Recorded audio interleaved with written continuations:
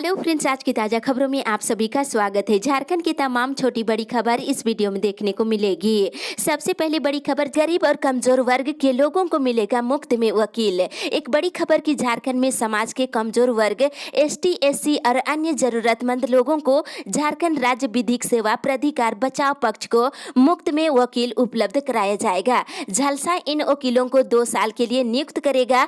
राष्ट्रीय विधिक सेवा प्राधिकार ने देश के चुनिंदा राज्यों में project legal and defence council system लागू किया है। इसी के तहत ये सुविधा दी जा रही है। झारखंड के चाईबासा में अभी पायलट प्रोजेक्ट के रूप में इसे लागू किया गया है। यहाँ की सफलता के बाद अब पूरे राज्य में इसे लागू किया जा सकता है। इसी के साथ ही अगली बड़ी खबर, 4 से खुलेंगे रांची विश्वविद्यालय के कॉलेज। एक बड़ी खबर की झारखंड सरकार के उच्च शिक्षा विभाग ने रांची विश्वविद्यालय को विश्वविद्यालय के अंतर्गत आने वाले तमाम कॉलेजों को खोले जाने को लेकर पत्र भेज दिया है। 4 मार्च से विश्वविद्यालय की ये कॉलेज खुल जाएंगे और इसको लेकर नोटिफिकेशन जारी कर दिया गया है। वहीं बता दें, राज्य सरकार के निर्देश के बाद सोमवार से 8वीं से लेकर के तमाम सीनियर विद्यार्थियों के लिए स्कूल, कॉलेज और विभिन्न शिक्षण संस्थान खोले जाने को लेकर विशेष गाइडलाइन जारी कर दी गई है। हालांकि सोमवार को 8वीं से लेकर के 11वीं तक की कक्षाएं एक बार फिर से शुरू हो गई है। वहीं दूसरी ओर विभिन्न शिक्षण संस्थानों के साथ साथ कोचिंग संस्थान भी खोल दिए गए हैं।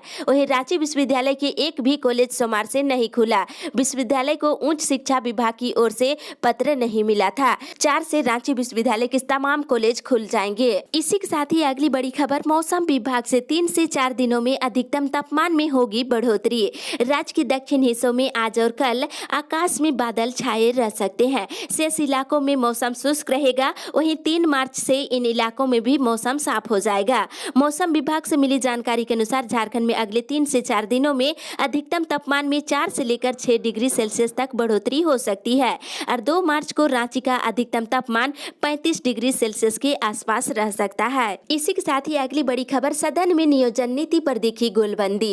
एक बड़ी खबर की झारखंड विधानसभा बजट सत्र के दूसरे दिन पहली पाली में विपक्ष ने नियोजन नीति को लेकर सरकार को घेरा और सदन के बाहर प्रदर्शन और अंदर हंगामा किया गया। वहीं दूसरी ओर सत्ता पक्ष के विधायकों ने ओबीसी को उपलब्ध आरक्षण को नाकाफी बताकर इसे बढ़ाने की मांग की है। ओबीसी के द्वारा 27% नौकरी में आरक्षण देने की मांग कर रहे हैं। वहीं विपक्ष की ओर से कई विधायकों ने जेपीएससी परीक्षा को लेकर अधिकतम उम्र की गणना से जुड़ा सवाल भी किया है और जवाब में सरकार की ओर से कहा गया है कि जेपीएससी परीक्षा के लिए अधिकतम उम्र सीमा की गणना का प्रस्ताव नहीं है। सोमवार को सत्र की पहली पाली में विपक्षी दल भाजपा नियोजन नीति पर सरकार को घेरने में जुटी रही। इसी के साथ ही अगली बड़ी खबर, सिविल कोर्ट में फिजिकल सुनवाई पर लगी रोक। रांची सिविल कोर्ट में 6 मार्च तक फिजिकल सुनवाई पर रोक लगा दी गई है। आज से सिविल कोर्ट में केवल वर्चुअल मोड में ही केस की सुनवाई होगी। इससे संबंधित पत्र प्रधान न्यायायुक्त रांची की ओर से जारी कर दी गई है। कोरोना संक्रमण को देखते हुए 6 मार्च तक नए और पुराने बार भवन और परिसर को बंद कर दिया गया है। इस दौरान बार भवन को सैनिटाइज किया जाएगा और ऐसी स्थिति में अगर अधिवक्ता कोर्ट में अपने केस में उपस्थित नहीं होते हैं तो उनके केस में विपरीत या उत्पीड़न कार्रवाई का आदेश पारित नहीं करने का भी आदेश दिया गया है। इसी के साथ ही अगली बड़ी खबर, रसोई गैस सिलेंडर फिर हुआ 25 रुपये महंगा। एक बड़ी खबर की सरकारी तेल कंपनियों ने आज गैस सिलेंडर की कीमतों में लगातार बढ़ोतरी कर रहे हैं। 14 किलो 200 ग्राम के बिना सब्सिडी वाले सिलेंडर के दाम में 25 रुपये बढ़ोतरी की गई है। अब 819 रुपये में आपको 14 किलो 200 ग्राम का बिना सब्सिडी वाला सिलेंडर मिलेगा। आपको बता दें, 2021 में ही रसोई गैस सिलेंडर 125 रुपये महंगा हुआ है। 1 जनवरी को इसकी कीमत 694 रुपये थी, जो अब 819 रुपया हो गई है। इसी के साथ ही अगली बड़ी खबर, होमगार्ड जवानों को मिले समान काम के बदले समान वेतन। झारखंड होमगार्ड वेलफेयर एसोसिएशन के बैनर तले बिहार के तर्ज पर होमगार्ड जवानों को सुविधा देने सहित अपनी 4 सूत्री मांगों को लेकर संभागनालय परिसर में होमगार्ड जवानों के द्वारा 1 दिवसीय धरना का आयोजन किया गया। आपको बता दें, झारखंड सरकार अगर मांगों को पूरा नहीं करती है तो रांची में 8 मार्च से राज्यव्यापी अनिश्चितकालीन धरना देने का निर्णय लिया गया है। वहीं बताते चले, इधर संजय पासवान ने कहा है कि समान काम समान वेतन होमगार्ड जवानों को दिया जाना चाहिए। इसी के साथ ही अगली बड़ी खबर, झारखंड में 1 सप्ताह तक काला बिल्ला लगाकर करेंगे काम। झारखंड में जूनियर और सीनियर रेजिडेंट डॉक्टरों ने बकाया एरियर भुगतान को लेकर विरोध शुरू कर दिया है। रिम्स समेत राज्य के विभिन्न मेडिकल कॉलेज के डॉक्टर शामिल है। सोमवार को सभी ने काला बिल्ला बिल्ला लगाकर विरोध जताया है। मंत्री के आश्वासन के 1 महीने के बाद भी भुगतान नहीं की गई है। जूनियर डॉक्टर एसोसिएशन का कहना है कि 1 सप्ताह तक काला बिल्ला लगाकर काम करेंगे। अगर 1 सप्ताह में भुगतान नहीं होती है तो 8 मार्च से कार्य बहिष्कार करेंगे और मरीज भी नहीं देखेंगे। इसी के साथ ही अगली बड़ी खबर, 1 महीने के अंदर योगी लाभुकों का वृद्धा पेंशन की होगी स्वीकृति। आपको बता दें, इधर हरिहरपुर मांझगांव पंचायत सचिवालय में सोमवार को पेंशन की स्वीकृति को लेकर के सरकारी दिशा निर्देश के अनुसार शिविर का आयोजन किया गया और पंचायत कर्मियों के द्वारा शिविर की शुरुआत करते ही पेंशन से संबंधित लाभार्थी पंचायत सचिवालय का मुख्य द्वार में तालाबंदी कर बैठ गए। इस पर बीडीओ ने आश्वासन देते हुए कहा है कि पहले से जमा आवेदन और अभी जमा किए गए आवेदन में योग्य लाभार्थियों की स्वीकृति इस महीने के अंदर कर दिया जाएगा, यानी इस महीने के अंदर भुगतान कर दी जाएगी और कंप्यूटर ऑपरेटर से होने वाली समस्याओं को भी हल कर दिया जाएगा। इसी के साथ ही अगली बड़ी खबर, अवैध वसूली कर रहे राशन डीलर। सिसई प्रखंड कांग्रेस कमेटी के प्रदेश अध्यक्ष बेबुल अंसारी ने डीलरों पर ग्रीन राशन कार्ड धारकों से अवैध वसूली का आरोप लगाते हुए कहा है कि ग्रीन राशन कार्ड बनाने के नाम पर प्रखंड के डीलर गरीब लोगों से अवैध पैसा की वसूली कर रहे हैं। वहीं झारखंड सरकार गरीब जरूरतमंद लोगों के लिए मुफ्त में ग्रीन राशन कार्ड बना रही है। राशन कार्ड के लिए कोई पैसा नहीं लगता है। अगर ऐसी कोई मामला सामने आती है तो आप इसकी शिकायत कर सकते हैं। वहीं बता दें, राज्य के कई जिलों में डीलर अपनी करतूत से बाज नहीं आ रहे हैं। इसकी शिकायत झारखंड सरकार के खाद्य आपूर्ति मंत्री डॉक्टर रामेश्वर उरांव से की जाएगी। इसी के साथ ही अगली बड़ी खबर, 15वें वित्त आयोग की राशि से जल आपूर्ति योजना की अनुमति। पंचायती राज विभाग ने 15वें वित्त आयोग की राशि से जल आपूर्ति का काम करने की अनुमति दे दी है।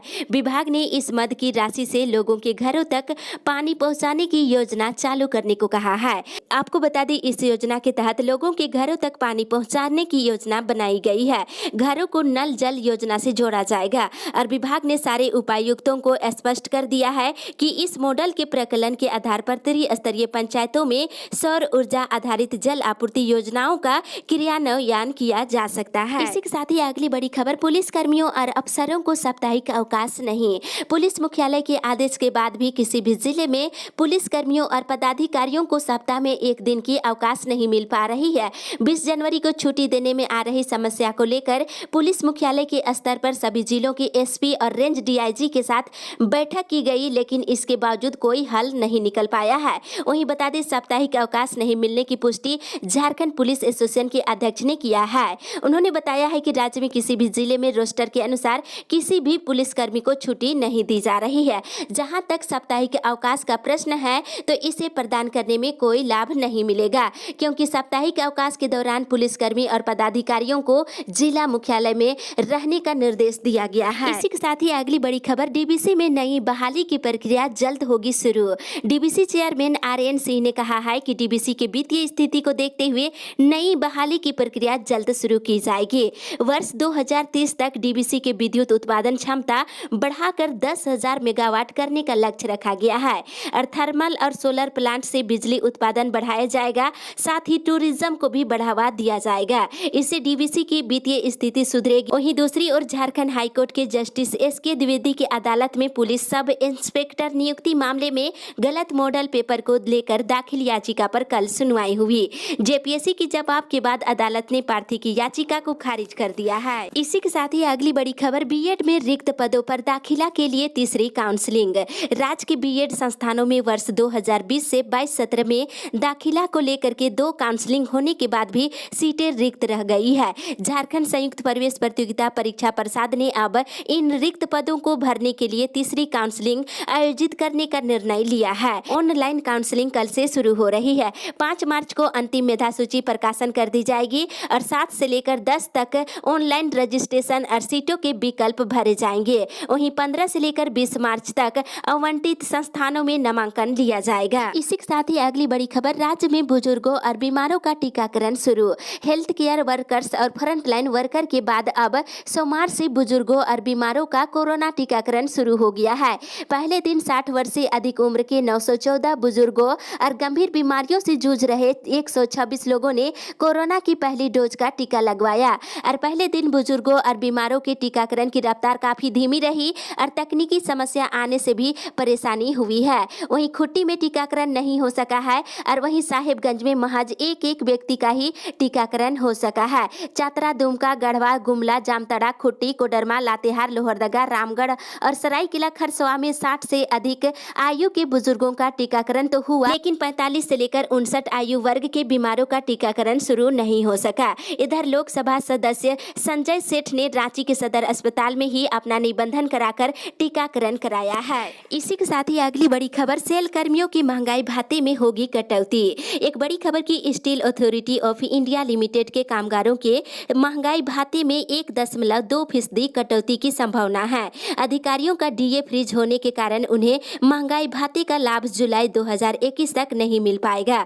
नई दर 1 अप्रैल 2021 से लागू होगी। इससे कंपनी में कार्यरत लगभग 58,000 से अधिक संयंत्र कर्मी प्रभावित होंगे। इसी के साथ ही अगली बड़ी खबर, प्राथमिक शिक्षकों का धरना चौथे दिन जारी।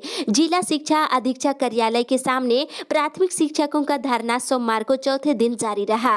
प्रोन्नति संघर्ष समिति के बैनर तले धरने पर बैठे शिक्षकों ने बताया है कि उनकी एक सूत्री मांग है और राज्य में शिक्षकों की प्रोन्नति अध्ययन किया जाए। 2 दशक से शिक्षकों को प्रोन्नति नहीं दी गई है, जिसके परिणाम स्वरूप 95% विद्यालय में प्रधानाध्यापक के पद खाली पड़ा हुआ है, जिसका प्रभाव सरकार की गुणवत्तापूर्ण शिक्षा देने के प्रयास पर पड़ रही है। इसी के साथ ही अगली बड़ी खबर, विधानसभा का घेराव करने पहुंचे झारखंड आंदोलनकारी। झारखंड आंदोलनकारियों के परिजनों को नौकरी और 5% आरक्षण देने से संबंधित हेमंत कैबिनेट के फैसले के बाद अब झारखंड आंदोलनकारियों को चिन्हितीकरण करने को लेकर मांग तेज हो गई है।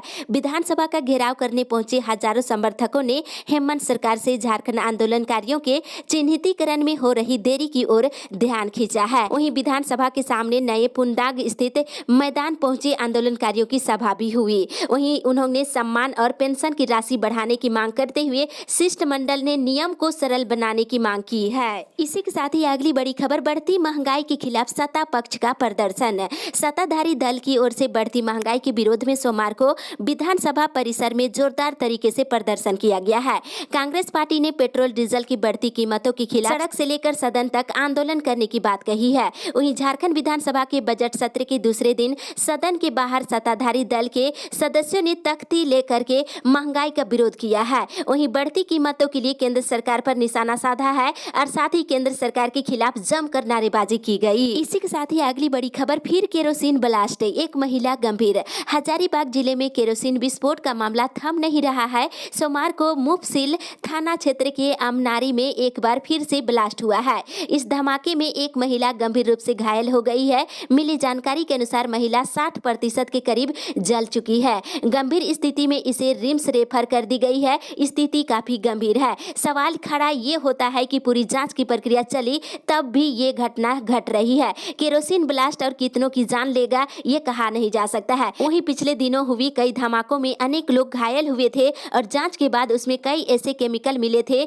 जो धमाके के कारण बन रहे थे, तो सावधानी बरतने की जरूरत है। इसी के साथ ही अगली बड़ी खबर, सभी कक्षाओं के लिए स्कूल खोले राज्य सरकार। Private school and children welfare association के झारखंड प्रदेश अध्यक्ष आलोक दुबे ने कहा है कि कोरोना संक्रमण काल में सबसे अधिक बच्चों का पठन पाठन प्रभावित हुआ है, इसलिए सरकार को अब सभी कक्षाओं की पढ़ाई शुरू करने का आदेश देना चाहिए। कोरोना का टीका अब बाजार में आ गया है, स्थिति भी धीरे धीरे सामान्य हो रही है। उन्होंने कहा है कि सोशल डिस्टेंस और अन्य दिशा निर्देशों के तहत सरकार को सभी कक्षाओं के लिए स्कूल फिर से खोल देना चाहिए। साथ ही अगली बड़ी खबर, मनरेगा की योजनाओं का संचालन कर पलायन रोके, अब विलंब राशन देने का निर्देश। लातेहार जिला में विकास की गति को लेकर के उपायुक्त अबू इमरान ने पहल किया है। उपायुक्त ने कहा है कि केंद्र सरकार और राज्य सरकार से संचालित हो रही योजनाओं पर खुद नजर रखेंगे और परियोजनाओं के सफल क्रियान्वयन नहीं होने पर दोषी पदाधिकारियों पर सीधी कार्रवाई की जाएगी। साथ ही उन्होंने कहा है कि मनरेगा से संचालित योजनाओं पर सभी प्रखंड विकास पदाधिकारियों को निर्देश दिया है कि प्रत्येक पंचायत में कम से कम 25 योजनाएं संचालित करें और रोजगार का सृजन करते हुए जिले से पलायन को रोका जाए। और उन्होंने जन वितरण प्रणाली के तहत दिए जा रहे राशन को लेकर के भी निर्देश दिया है। उन्होंने जन वितरण दुकान से मिलने वाला राशन समय पर और सही लाभुक को देने का निर्देश दिया है। साथ ही वैसे लोग जो अनाज के लिए जरूरतमंद हो उन्हें चिन्हित करते हुए अविलंब राशन पहुंचाने को लेकर निर्देश दिया है। इस अपडेट में बस इतना ही। आगे की खबर के लिए आप हमारे साथ बने रहे।